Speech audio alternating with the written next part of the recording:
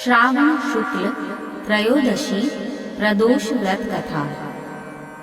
प्रदोष व्रत भगवान शिव जी को समर्पित होता है और यह हर महीने की त्रयोदशी तिथि को मनाया जाता है। श्रावण मास की शुक्ल पक्ष की त्रयोदशी का विशेष महत्व होता है, क्योंकि यह मास स्वयं भगवान शिव को अत्यंत प्रिय है।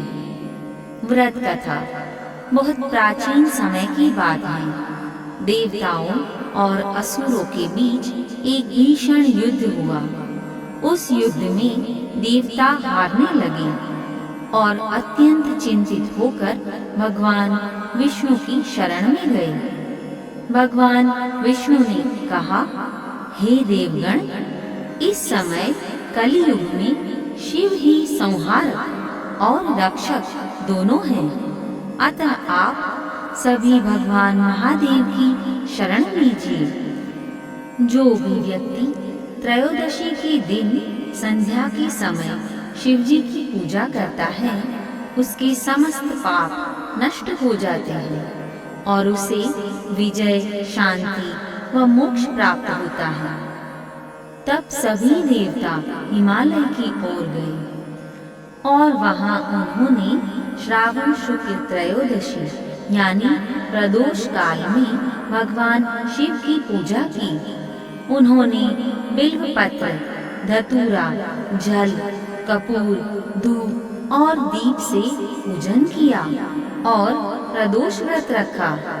भगवान शिव बहुत प्रसन्न हुए और बोले, हे देवगण, जो भी प्रदोष के दिन उपवास रखेगा और सच्चे मन से मेरी पूजा करेगा, मैं उसके सभी संकट हर लूंगा और उसे सुख समृद्धि दूंगा।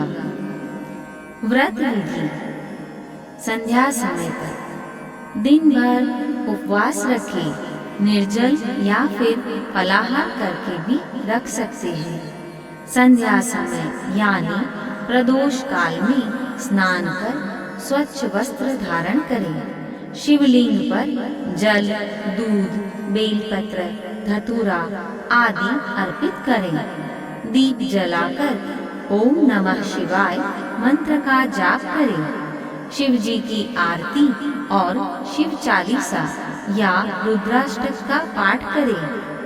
ब्राह्मण को भोजन और दान दें। व्रत का फल: संतान सुख की प्राप्ति होगी, जीवन में सफलता व समृद्धि होगी, शत्रुओं से मुक्ति मिलती है और समस्त पापों का नाश होता है एवं मोक्ष की प्राप्ति होती है।